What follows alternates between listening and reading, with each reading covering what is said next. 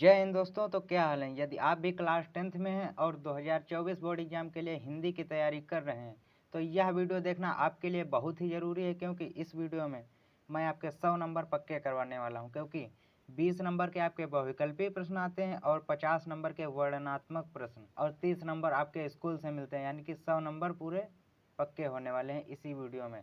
तो देखिए यहाँ पर कि पहला प्रश्न आपके मन में यही होता है कि हिंदी कक्षा 10 क्या क्या पढ़ें, हम क्या क्या इसमें पढ़ें जिससे कि पूरे नंबर मिले। तो देखिए यहाँ पर पहले नंबर में आते हैं आपके बहुविकल्पीय प्रश्न, जो कि 20 नंबर के आते हैं यहाँ पर। और देखिए बहुविकल्पीय प्रश्न में क्या क्या पढ़ना है आपको। यहाँ पर देखिए पहले नंबर में है हिंदी गद्य का विकास।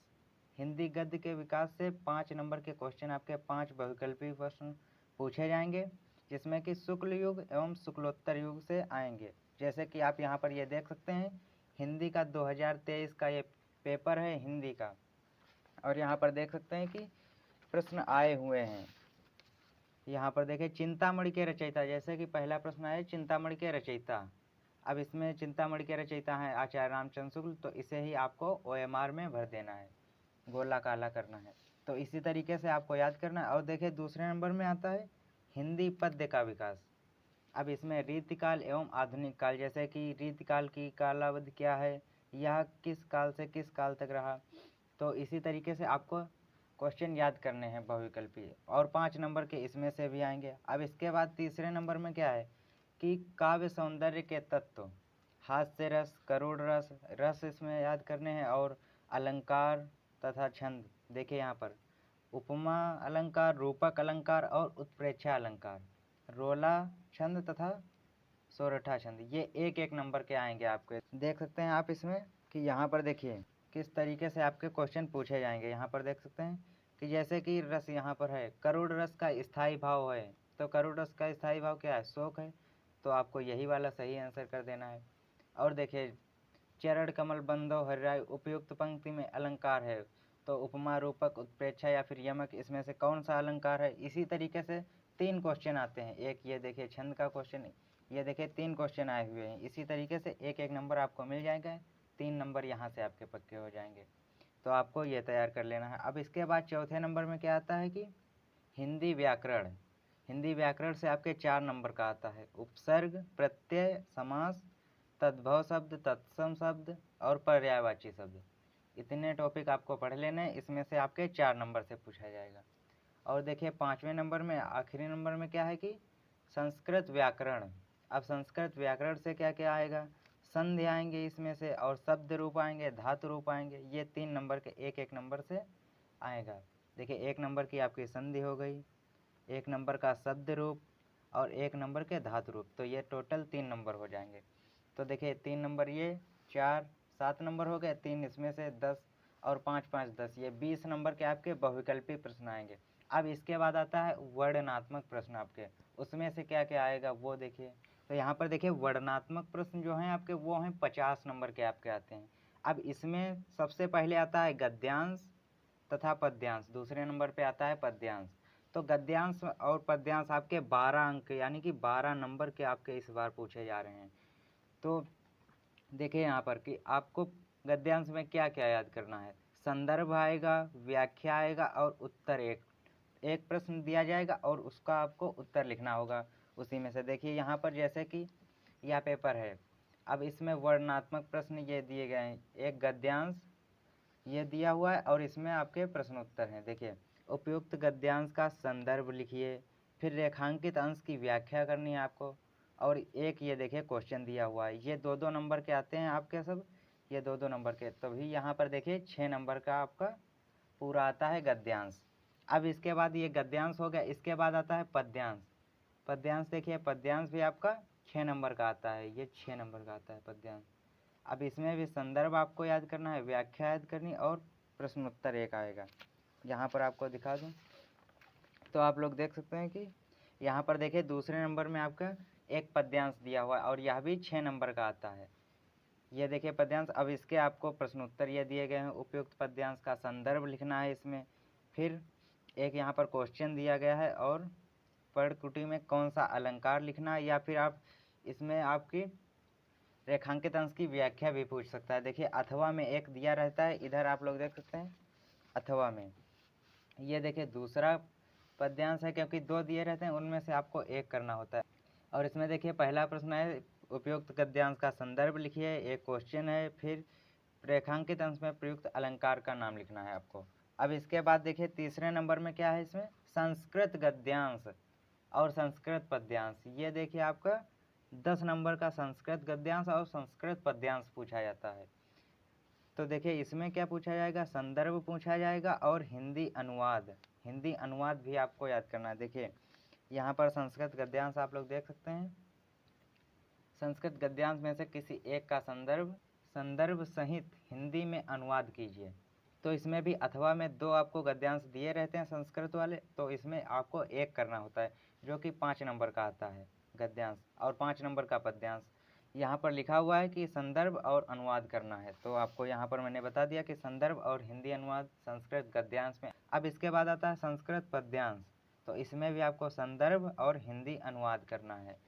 तो हिंदी अनुवाद देख लीजिए यहाँ पर क्या है कि अब इसमें पेपर में देख लीजिए कि चौथे नंबर पे ये आया है, नीचे दिए गए पद्यांशों में से किसी एक पद्यांश का संदर्भ सहित हिंदी में अनुवाद कीजिए। ये भी 5 नंबर का आता है, तो 5 नंबर का गद्यांश और 5 नंबर का पद्यांश, तो 10 नंबर आपके यहाँ से हो जाते हैं। अब देखिए यहाँ पर सर्वे भवन्तु सुखिनः सर्वे सन्तु निरामयाः सर्वे भद्राणि पश्यन्तु माँ कश्चित् दुख भाग भवेत्। तो ये आपको एक श्लोक आता है, मतलब कि पद्यांश, और एक ये पद्यांश। तो इसमें अथवा में दिया गया है, इसमें से आपको एक करना है, मतलब कि संदर्भ लिखना है उसका और हिंदी में अनुवाद करना है। बस आपके 10 नंबर पक्के हो जाएंगे इसमें से। अब देखिए इसके बाद क्या आता है कि 5वें नंबर पे आता है आपका खंड काव्य चरित्र चित्रण, जिसमें आपको करना होता है, सर्ग लिखने होते हैं। ये 3 नंबर का आता है और ये सभी जिलों के हिसाब से अलग अलग आता है। देखिए यहाँ पर जैसे कि दिया हुआ है क्वेश्चन 5वां, अपने पठित खंड काव्य के आधार पर निम्नलिखित प्रश्नों में से किसी एक का उत्तर दीजिए। देखिए का खा मुक्ति दूत खंड काव्य है, ज्योति जवाहर है, और इधर देखिए इतने सारे खंड काव्य आते हैं। तो इसमें से जो आपके ज़िले में हो वो आपको यहाँ पर लिखना है, क्योंकि बहुत सारे आते हैं अथवा करके, तो एक ही आपको लिखना होता है। तो वो आप अपने स्कूल में टीचर से पता कर लीजिए कौन सा आपके ज़िले में लगता है, तो वही आपको लिखना है। इसके बाद आता है जीवन परिचय। जीवन परिचय बहुत ही इम्पोर्टेंट है, क्योंकि यह भी इस बार 10 नंबर का पूछा जा रहा है, यहाँ पर 10 नंबर का। तो 5 नंबर का है आपका लेखक परिचय और 5 नंबर का है कवि परिचय। तो देखिए इसमें से कौन कौन से इम्पोर्टेंट हैं लेखक तथा कवि। तो देखिए आचार्य रामचंद्र शुक्ल का आप लोग तैयार कर लेना, जयशंकर प्रसाद का तैयार कर लेना, और डॉक्टर राजेंद्र प्रसाद। ये इतने 3 इम्पोर्टेंट हैं बहुत जीवन परिचय। और इसमें इधर याद कर लेना तुलसीदास का और सूरदास का, सुमित्रानंदन पंत का और महादेवी वर्मा का। कवि परिचय में ये 4 याद कर लेना, क्योंकि देखिए यहाँ पर मैं आपको पेपर में दिखा दूँ तो देखिए यहाँ पर नंबर 6 में आया है, दिए गए लेखकों में से किसी एक लेखक का जीवन परिचय। यहाँ पर देखिए आचार्य रामचंद्र शुक्ल, भगवत शरण उपाध्याय और जयशंकर प्रसाद। ये भी आप लोग देख सकते हैं कि 5 नंबर में आता है गद्य से, यानी कि लेखक का जीवन परिचय। और यहाँ 5 नंबर का आता है पद्य से, गोस्वामी तुलसीदास, रसखान, सुमित्रानंदन पंत, मैथिली शरण गुप्त। इनमें से आपको एक का जीवन परिचय लिखना होता है, तो यह भी 5 नंबर का आता है। तो इसी तरीके से आपके जीवन परिचय रहेंगे। अब इनके बाद देखिए आपका क्या है कि 7वें नंबर में आता है एक श्लोक, अपनी पाठ्य पुस्तक के संस्कृत खंड से कंठस्थ किया हुआ श्लोक जो प्रश्न पत्र में ना आया हो, तो आपको 2-3 श्लोक तो याद कर ही लेना है, क्योंकि आपके प्रश्न पत्र में ही 2 श्लोक आ जाते हैं। तो अगर जो आपने याद किया है वो प्रश्न पत्र में आ गए तो फिर आपका गड़बड़ हो जाएगा। तो ये आता है आपका 2 नंबर में, श्लोक आपका 2 नंबर में आता है, तो इसे आप लोग ज़रूर से तैयार कर लेना। अब इसके बाद देखिए क्या आता है 8वें नंबर में। देखिए इसके बाद क्या आता है कि अब इसके बाद देखिए यहाँ पर 8वें नंबर में है कि किन्हीं 2 संस्कृत प्रश्नों के उत्तर दो, यानी कि आपसे 4 संस्कृत में प्रश्न पूछे जाएंगे, उनमें से 2 के उत्तर देना, और ये 4 अंक के आते हैं, 4 नंबर के संस्कृत प्रश्न आते हैं। यहाँ पर देख सकते हैं आप कि देखिए निम्नलिखित में से किन्हीं 2 प्रश्नों के उत्तर संस्कृत में दीजिए, और ये 4 नंबर में हैं। और यहाँ पर देखिए 4 क्वेश्चन हैं आपके, और इनमें से 2 के उत्तर देना है। तो आपको इन्हें भी तैयार कर लेना है। इनकी वीडियोस मैं बना दूंगा और 10-15 क्वेश्चन बता दूंगा, उन्हीं में से आएंगे। तो इम्पोर्टेंट क्वेश्चन की वीडियो बना दूंगा। इसके बाद देखिए क्या आता है कि निबंध नंबर 9 पे आता है निबंध, जो कि बहुत इंपॉर्टेंट है, 9 नंबर में आएगा इस बार। तो देखिए निबंध में कौन कौन से निबंध इम्पोर्टेंट है, मोस्ट इम्पोर्टेंट, और कौन से आपको तैयार करने हैं, तो वो देख लीजिए कि स्वदेश प्रेम राष्ट्र प्रेम, ये एक निबंध बहुत ही इम्पोर्टेंट है। दूसरा है पर्यावरण, पर्यावरण प्रदूषण, और दूसरे तरीके से इसे पूछ लिया जाता है। अब देखिए इसके बाद नारी शिक्षा पर भी निबंध बहुत ही इम्पोर्टेंट है। तथा देखिए इसके बाद है जनसंख्या वृद्धि, जनसंख्या वृद्धि पर आपको निबंध याद कर लेना है। और इसके बाद बहुत ही इम्पोर्टेंट टॉपिक है विज्ञान वरदान या अभिशाप, इस पर भी आपको निबंध तैयार कर लेना। इससे आपके 9 नंबर पक्के हो जाएंगे बिल्कुल। इसे तो आप पहले ही तैयार कर लेना, क्योंकि निबंध में इस बार बहुत ही अच्छे नंबर आपको मिल रहे हैं।